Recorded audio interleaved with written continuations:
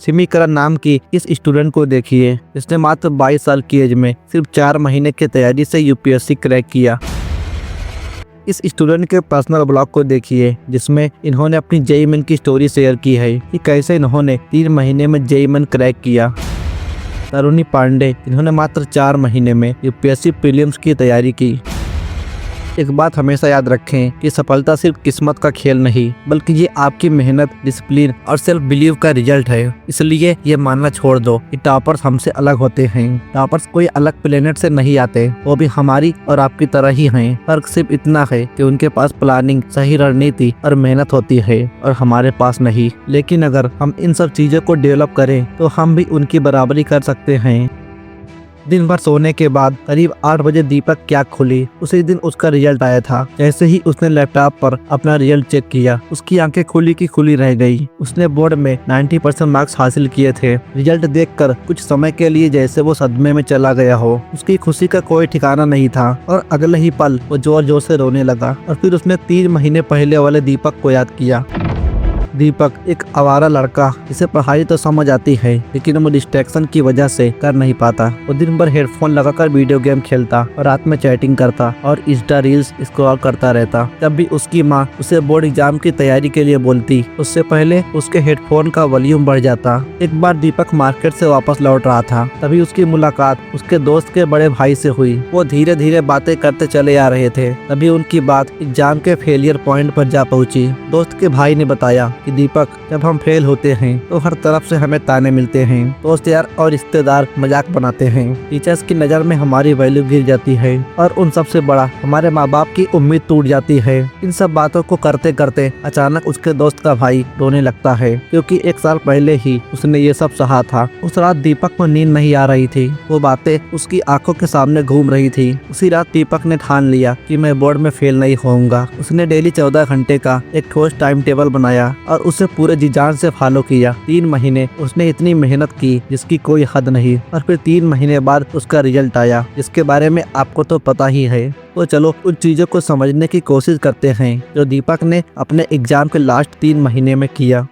Number 1, do your work quickly and smartly. देखो, ये वक्त नहीं है गधों की तरह कड़ी मेहनत करने का, सारे नॉलेज का बोझा ढोने का। इसलिए लोमड़ी की तरह चालाक बनो और अपने स्मार्ट दिमाग को काम पर लगाओ। और हाँ, तुम्हारे पास टाइम कम है, इसलिए अपने काम को थोड़ा जल्दी करने की कोशिश करो, क्योंकि सिर्फ कहानियों में ही कछुए खरगोश को हरा सकते हैं। असल जिंदगी की सच्चाई हम सबको पता है। इसलिए एक ठोस टाइम टेबल बनाओ और उसे लोमड़ी की चालाकी के साथ कंप्लीट करो। लोमड़ी की चालाकी अपनाओ और पूरे सिलेबस को समझो कि आखिर एग्जाम का पैटर्न क्या है, बोर्ड किस तरह क्वेश्चंस पूछता है, और उसी के अकॉर्डिंग अपना टाइम टेबल सेट करो। अगर आप स्मार्ट वर्क को इजी रूप में समझना चाहते हैं तो आपको एवेंजर्स इन्फिनिटी वॉर के इस सीन को समझना होगा।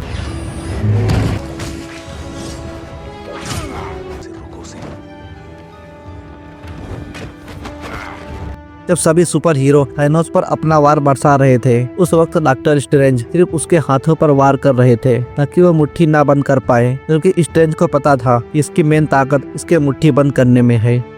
Number 2, focus on high weightage topics and leave time wasting topics. देखो, आपके पास जो भी टाइम बचा है उसे उन टॉपिक्स को पढ़ने में यूज करो जो एग्जाम टाइम पर तुम्हारी हेल्प करे, न कि उन टॉपिक्स पर जिनका कई सालों में 1-2 क्वेश्चन पूछा जाता हो। देखो, ये वक्त है एनसीईआरटी का। आजकल मैक्सिमम क्वेश्चन इसी से आते हैं, फिर चाहे इसके न्यूमेरिकल आए या फिर इसके एग्जाम्पल्स, लेकिन आना इसी से है, इसलिए इसे तो चार्ट कर रख दो। हाई वेटेज टॉपिक के शॉर्ट नोट्स बनाओ ताकि टाइम आने पर टॉर्च लेकर पूरे सिलेबस को ना देखना पड़े। सिर्फ शॉर्ट नोट्स खोलो और सारी चीजें तरोताजा हो जाएं। अभी हाल ही में फिजिक्स वाला के फाउंडर अलक पांडे ने एक समोसा बेचने वाले लड़के की स्टोरी शेयर की, जिसने नीट में 92% के करीब मार्क्स लाकर एग्जाम क्रैक किया। उसने बताया कि कुछ फैमिली प्रॉब्लम्स की वजह से उसने स्कूल छोड़ दी थी और समोसे की शॉप खोल ली थी, लेकिन साइड में उसने अपनी पढ़ाई जारी रखी। उसने बताया कि उसने सभी सब्जेक्ट के शॉर्ट नोट्स बनाए और उन्हें अपने रूम की दीवारों पर चिपका दिया, जिसने उसकी तैयारी में काफी हेल्प किया और उसी की बदौलत उसने नीट क्रैक किया।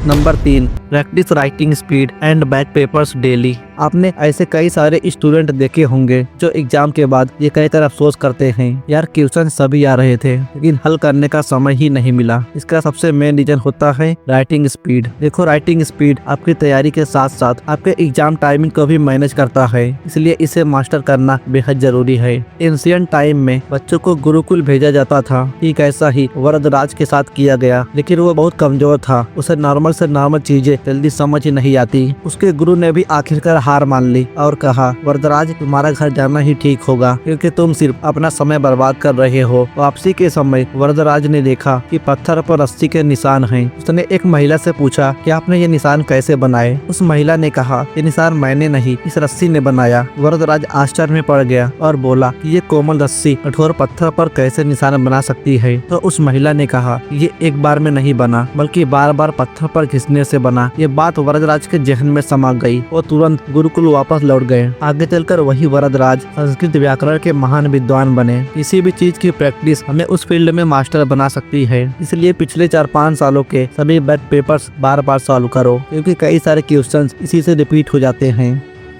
Number 4, maintain your confidence and keep yourself away from distractions. The economic time की इस न्यूज रिपोर्ट को देखिए। इसमें इकोनॉमिक सर्वे को एनालाइज करते हुए निर्मला सीतारमण ने बताया कि सोशल मीडिया, स्क्रीन टाइम और अनहेल्दी फूड की आदत इंडियन इकोनॉमी की सबसे बड़ी प्रॉब्लम है। 72% यूएस हाई स्कूल टीचर्स का कहना है कि क्लासरूम में सेलफोन का यूज करना स्टूडेंट की एक मेजर डिस्ट्रैक्शन है। तुम चाहे कितनी भी चालाकी से सोशल मीडिया यूज करो, ये तुम्हें फंसा ही लेगा, इसलिए इससे जितना दूर रह सको उतना दूर रहो। बिजनेस स्टैंडर्ड की इस न्यूज रिपोर्ट को देखिए। इसमें एवरेज इंडियंस हर दिन 194 मिनट डेली सोशल मीडिया पर स्पेंड करता है। मतलब अगर सही मायने में देखा जाए तो कंपटीशन सिर्फ देखने में है, रियलिटी में उतना कंपटीशन नहीं है। इसलिए इसका फायदा उठाओ और जमकर तैयारी करो। अंत में रिजल्ट से सबको हैरान कर दो। देखो, एक बात समझ लो कि अगर तुम्हें लगता है कि तुम कर सकते हो तो तुम डेफिनेटली कर सकते हो, लेकिन इसे लेकर अगर तुम्हारे माइंड में 1% भी डाउट है तो तुम्हारे लिए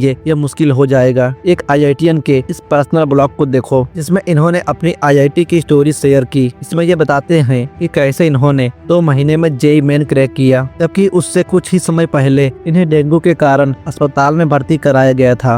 अगर आप इसे पढ़ना चाहें तो लिंक डिस्क्रिप्शन में है। आपको इनकी कहानी जरूर मोटिवेट करेगी। देखो, अगर तुम्हें 90% मार्क्स लाने हैं तो तुम्हें वो करना होगा जो 90% मार्क्स लाने वाले किए थे। तुमको उनके फुटप्रिंट को फॉलो करना होगा और अपने स्मार्ट तरीके से उन्हें कस्टमाइज करके बहुत कम समय में वो सब हासिल करना होगा जो उन्होंने किया। और तुम ये कर सकते हो, बिल्कुल इस लड़की की तरह जिसने मात्र 4 महीने में यूपीएससी जैसे इंडिया के सबसे टफेस्ट एग्जाम को क्रैक किया और आज आईएएस की पोस्ट संभाल रही है। या फिर तरुणी पांडे की तरह जिसने यूट्यूब से पढ़ाई करके बिना किसी कोचिंग के यूपीएससी जैसे एग्जाम को मात्र 4 महीने की तैयारी से पहले ही अटेम्प्ट में क्रैक कर दिया। इसलिए ये सोचकर कभी निराश मत हो कि आपके पास कितना समय है, बस जो है उसी में जी जान लगाकर मेहनत करना है और वो कर दिखाना है जिसकी किसी ने कल्पना नहीं की होगी।